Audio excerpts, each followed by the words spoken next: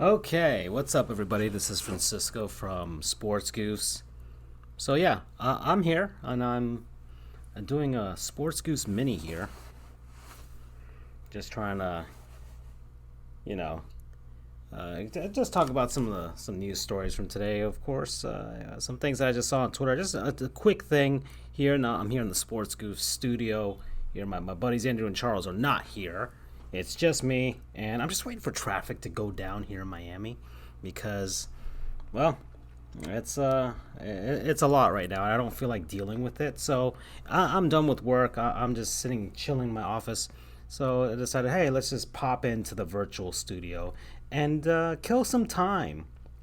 So just some things I've been retweeting across the day that were funny to me. So let me head on over to the Sports Goose Twitter account real quick, and we can take a look at that right quick. So head on over there. Do I have to log in here? Don't tell me I have to log in. I don't want to log in. All right, that's gonna take a bit.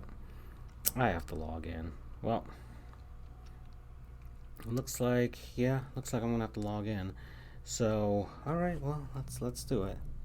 Let's log in. Sports underscore goofs real quick. Actually, hold on 1 second. Let me do this off screen here. Okay, all right, so I'm back. Sorry about that. So one last person came into the office and I had to deal with it. But now I'm here. So John Jay has announced his retirement from baseball. He hasn't played in quite a while, but that's some interesting news right there. I want to go to my profile real quick just to see some of the things that I've retweeted across the day on the Sports Goofs account. There's all the stuff that we're here.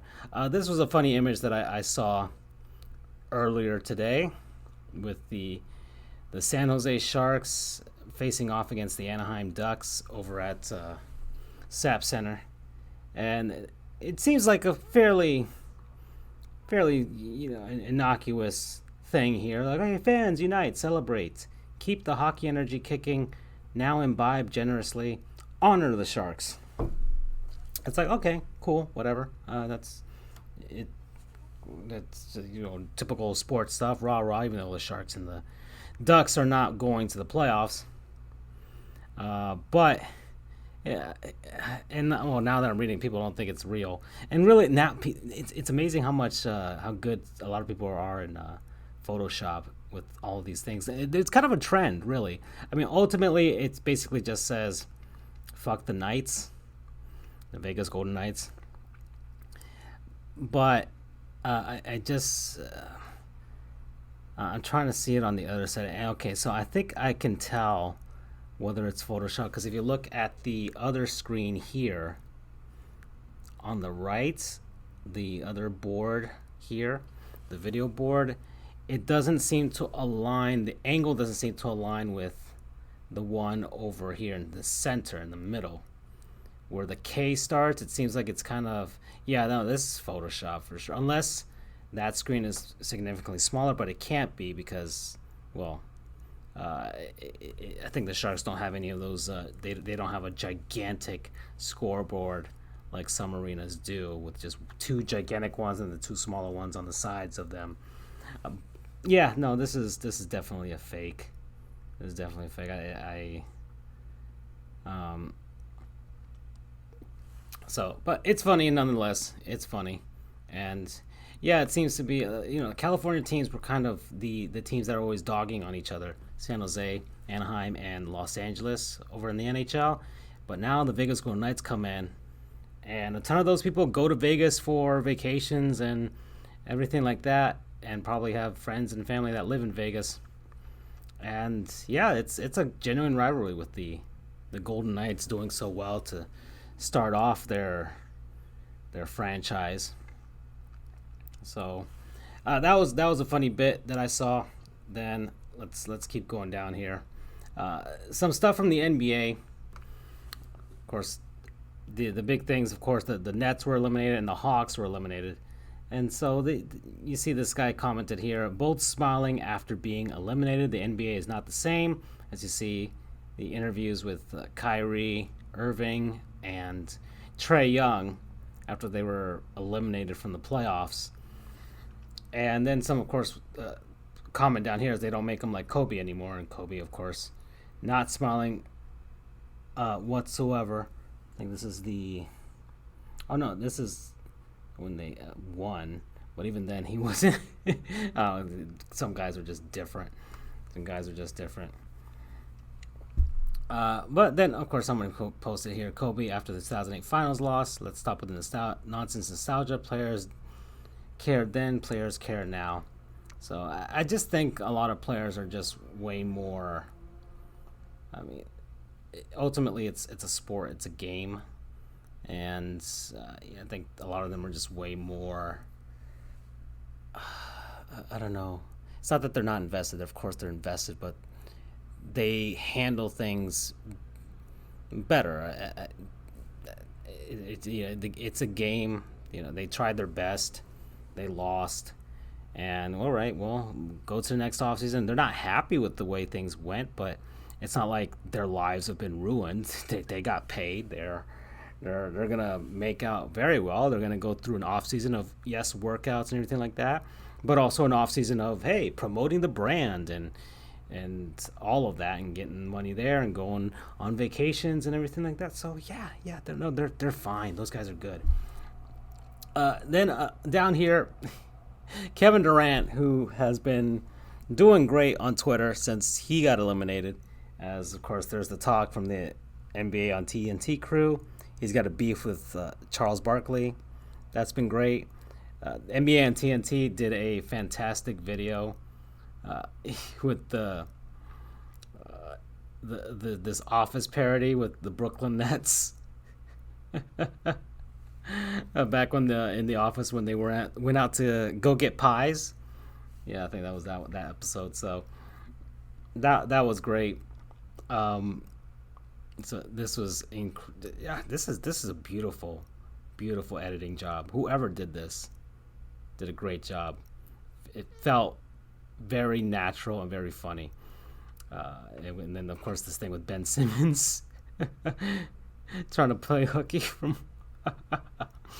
that's great. So yeah, and of course Kevin Durant was responding to a guy who just asked him the question, hey, are you more likely to respond if it is a hate comment or supportive comment? I love you, you failure. And then he responded to it by just putting hate. And it's the reason why we on the show like Kevin Durant, because he's real. He's a real human being, real guy with real feelings, and he just doesn't care anymore what you think. And he'll just respond. It's no longer tiptoeing around saying things a certain way. He's not trying to maintain his thing like LeBron James does. Like Kevin Durant's like, screw it. If you guys want to hate me, you're gonna hate me. I got my burner accounts. I got all this other stuff, which is great. Then we got this post here, which was these are pupusas. They're a traditional El Salvadoran dish. I've had them before. They are incredibly tasty. Basically a corn flour tortilla, and just filled with whatever the heck you want, man. But this is basically just pure cheese, and it just looks so damn good. I've never made them before, but I think I should make the attempt. I feel like these are close enough to arepas that I think I could be able to pull this off. So that's that. Then the NHL, this is something I did want to see. The NHLPA, the Player Association, came out with their player poll for this season. So I want to take a look at this if it will let me. That's the thing with broadcasting on OBS. It doesn't exactly work well compared to other things. So actually I might just have to find it on Twitter myself and then go from there and then paste it onto here, and then gosh, man, I have to jump through a few hoops just to get to this. But I haven't looked at it yet, so you're gonna get a live reaction from me as to what NHL players think. So here we go. Just going down. Let's keep going. Gosh, man. Where is it? There it is. There's the link. I'm going to copy that. And then we're going to go into, put it on the screen back there. Into it, and then I'll change everything back later on. So let's see if it'll pop up. There we go. So NHL Players Association Player Poll for this season. So this is more than 500 NHL players were surveyed on 15 hockey-related questions during the regular season. They weighed in on various topics, including questions on the most complete player, players they dread facing against but admire, best hockey hair, and more. So, on ice, let's go. If you need to win one game, who is the one goalie you would want on your team? 37% said Andrei Vasilevsky of the Tampa Bay Lightning, so he won out. And then second behind him was Carey Price, which I was surprised by, but I guess that's more of a respect pick than anything else. And then going further down the list, you got Marc-Andre Fleury, John Gibson from Anaheim, Jacob Markstrom at Calgary, who's a former Florida Panther. He came up with us. Unfortunately, he was thrown to the Wolves down here before he was really ready. And, of course, we had some terrible teams in front of him. So, unfortunately, he couldn't stick it out. And, of course, we traded him over to Vancouver when we got Roberto Luongo back. So, Markstrom, I'm happy to see him doing so well. There's a possibility Calgary, if the Panthers get it to the Stanley Cup final, maybe it'll be Calgary because they've got a really good squad this season. Jonathan Quick, followed by UC Saros over at Nashville. So it's interesting that Vasilevsky, of course, last two seasons, Lightning have won Stanley Cup, so I'm sure that's and he's won Vezinas. So that's a no-brainer pick. But Marc-Andre Fleury not as high as Carey Price, even though Fleury has won a Vezina, he's won Stanley Cups. So and same thing with Jonathan Quick, he's won cups as well. Yep. So next is, if you needed to win one game, who is the one skater you would want on your team? So 42% said Connor McDavid. Which heck, he's superstar Connor McJesus, Edmonton Oilers, but so far Oilers haven't done anything in the playoffs. But I guess if you just needed to win one game, they would want Connor McDavid, and it's not a bad choice. So I'm not going to argue with anybody, but he hasn't been able to pull that feat off in the postseason. But Edmonton's in. They're facing the LA Kings. We're going to see how that goes down. Sidney Crosby, second. Right, that's a respect pick. That's a legacy pick. That's Sidney Crosby. That makes sense. Victor Hedman at 6.7% for Tampa. Alexander Barkov getting some love out there. He's at 3.5%. He's so damn good. And then Nathan McKinnon at 3.3%. And I find it funny we have Sidney Crosby here, and yet we don't have Alex Ovechkin anywhere near this. Interesting. From the players. Who is the best stick handler? Patrick Kane. I can't fault that one. Patrick Kane is so damn good. He's on the Chicago Blackhawks. They're probably gonna keep him for the whole of his career. I don't know. I doubt he would go anywhere else. But then again, it's so rare for a player to play his whole career with one team. But I feel like, gosh, actually, out of the two, between Patrick Kane and Jonathan Toews, I feel like they'd keep Toews because Toews would be willing to stay no matter what they'd pay him. But Patrick Kane is, of course, the actual star for Chicago. Then Connor McDavid at number 2. And then followed by Nathan McKinnon. Yes. Barkov getting the love. Johnny Gaudreau at 1.4% from Calgary. And then here's the first appearance of Austin Matthews at 1.4%. And it's also funny with the winning one game thing, nobody picked Austin Matthews, or it's not nobody picked him, but he didn't show up in the top picks up there for the players. Best passer. So 17.7%, Leon Draisaitl. And at 15.6%, Patrick Kane. Draisaitl plays on the line with Connor McDavid, so that makes a lot of sense. Nicholas Backstrom makes a lot of sense as the next pick, as you see down there, because I mean he's been feeding Alex Ovechkin for so long. And then Connor McDavid himself at 10.6, and then Nikita Kucherov at 6.2. And yet nobody's Jonathan Huberdeau's not on this list, and he's been dishing it out like crazy this season.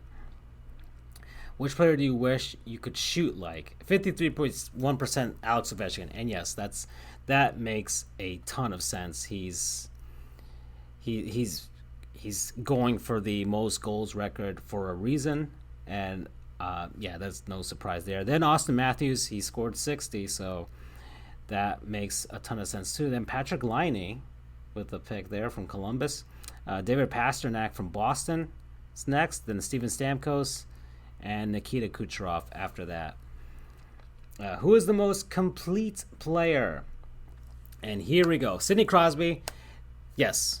Most complete player, I would say yes. Crosby is the best all-around player. Ovechkin is great, but Crosby has all of the tools at 29.5%. Then Alexander Barkov. I'm so happy to see him be... and this is not a secret no more. Players know how good Barkov is. So 20.5%. Barkov does it all.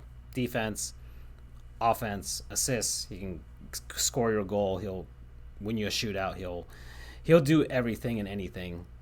And he's one of the most dangerous players on the ice when he's on the ice. Then Patrice Bergeron, that's a good pick. Connor McDavid, yes, because yeah, he's that dangerous. And Anze Kopitar out in LA, that's a legacy pick as well. And he's been doing it for so long and out in LA. And he's the captain for a reason. So, which NHL arena has the best ice? And yeah, you're going to see a lot of Canadian arenas here because it just seems to be that way. But the Bell Center out in Montreal has won out, 39.6%. Then Rogers Place out in Edmonton. Edmonton's always been noted as having great ice, so that's not a surprise to me. Then Canada Life Center out in Winnipeg. It's a small venue, and they found a way to make great ice. T-Mobile Arena out in Vegas. They've done a great job out in the middle of the desert to do that. XL Energy in Minnesota. And then finally Madison Square Garden, who they do their ice differently than everybody else. But they got 2.8% there. Which player do you least enjoy playing against? This is great. This Charles is going to love this one. 26.4% saying Brad Marchand, and yeah, that is 18.3%. I can see for Connor McDavid because you don't want to get burned by him. That's like you don't want to get posterized by someone like that. But Brad Marchand is just because he's going to annoy you, and then Tom Wilson because everybody thinks he's a dick. That I get that. Victor Hedman, he's and then Nathan McKinnon, and McKinnon's another pick where it's just like you don't want to face him because you're afraid you're gonna get burned by him. Like he's just gonna blaze past you. Best current women's hockey player, Marie-Philippe Poulin for Team Canada at 43.2%. Then Hillary Knight for the Team USA and basically Team USA and Canadian women here. Amanda Kessel, Phil Kessel's sister. Then followed by Kendall Coyne Schofield, and then Sarah Nurse for Team Canada. All right, so those are the actual on-ice things there, and then we'll go to off-ice stuff. Where is the best NHL road city to spend an off day? And number one is Vegas, and that makes great sense so the Vegas Golden Knights. It's a destination, and players are loving the fact that the Golden Knights exist. Then New York City. Good, that's a good one. Then here, Florida, Sunrise, Fort Lauderdale, Miami, South Florida. So a lot of teams do their fathers trips, or they bring all their fathers along with them on the road, and a lot of the times they're here in Florida. Then Los Angeles at 10%, and then finally Nashville. I heard Nashville's a great city to be in. I want to visit Nashville someday. I have to go to Tennessee at some point. I have a couple friends out there that probably would welcome me. Okay, then we're going to which NHL player could make it in another sport. Joe Pavelski for golf. A lot of NHL players play golf, just a ton of them. He's at 4%. Then Anders Lee for football. He's a big dude, 3.6%. Then Zdeno Chara for basketball, just because he's tall, 3.3%. But Greg McKegg for golf. Yeah, you just got so many golf choices here. Nobody said baseball, really. No baseball here. Interesting. Ryan Reeves for football. Yeah, all right. And then next is player personality. Which NHL player has the best hockey here? Cody Eakin for Buffalo. Buffalo won something at least. 8.9%. Yeah. Ooh. He's a ginger and he's got a flow. I can dig that. William Karlsson. Yeah, he's always had gray hair. At 7.9%. Eric Carlson. Another. Yeah, he's got gray hair. John Morrell.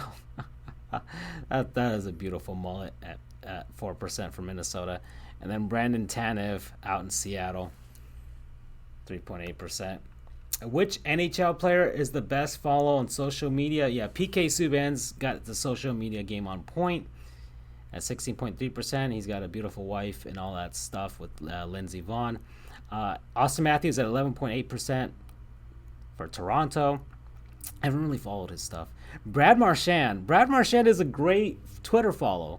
He's a good dude off the ice. He has 6.9%. Hey, Jonathan Huberdeau with some love there, 3.4% out. And yeah, Huberdeau posts a lot of great stuff. Basically, I think players are just because he posts a lot of stuff about basically living in South Florida and just the fact that he plays professional hockey. It's December. It's freezing out in Edmonton, and yet he's chilling outside of his fantastic. I don't know how many $1 million home with a pool, and then he's heading down to the beach, and he's going over downtown Fort Lauderdale for some dinner at a fancy restaurant with his girlfriend. He's like that. And then which NHL player is the best role model? Sidney Crosby, 42.7%. Makes a lot of sense, and I think that comes from Crosby. I think he was living with Mario Lemieux when he was a rookie. So he came up with him, and I guess he's more of a guy that can learn how to pass the torch and teach guys. Then Patrice Bergeron out in Boston. Connor McDavid, which is surprising because Connor McDavid he's still young, but he's taken up that captaincy role out in Edmonton seriously, and he wants to create a legacy because that's a massive legacy to try and deal with out in Edmonton. You got Gretzky, you got Messier, and all those guys. And then Marc-Andre Fleury, who's been through a lot over even the last 5 years. Last 5 years, Fleury has gone through a lot in the NHL. It's almost like they're casting him off, even though he's still good. He won a Vezinas last season, and he was still traded away. That's insane. So yeah, and he's won Stanley Cups and traded away. So then which non-NHL athlete would you like to trade places with for a day? Most say Tom Brady at 18.3%. Then the other Tiger Woods at 10.5%. Man, these guys really love golf. Then LeBron at 7.5%. Then Roger Federer at 7%. And then Cristiano Ronaldo at 6.4%. And yeah, that's it. That's the NHL player poll for this season. And yeah, I like seeing some insight into the players. I feel like NHL players are very. You can even see it in some of the picks. They're, I guess, there's no better way to say it. They're very white bread, very very plain white bread. Like in My Big Fat Greek Wedding, they're like toast. They're like toast, like a plain piece of toast a lot of the time. So I feel like. Because if you notice, a lot of them just playing golf and doing and yes, it's the culture and it's the way they grew up and all things like that. But I don't know, some of these guys could stand to, eat a chimichanga. That's what we did for Andrew. He had a chimichanga, and now he's the most ethnic man on the show. Well, the guys that play down here in South Florida are great for the Florida Panthers, and probably the guys who play for the LA Kings too are doing well. with the whole diversity thing. But if you're playing out in Calgary, sure Calgary's fine, but I hope you like rodeos. And I bet they do. Really, I like rodeos too. Never mind. What am I talking about? All right.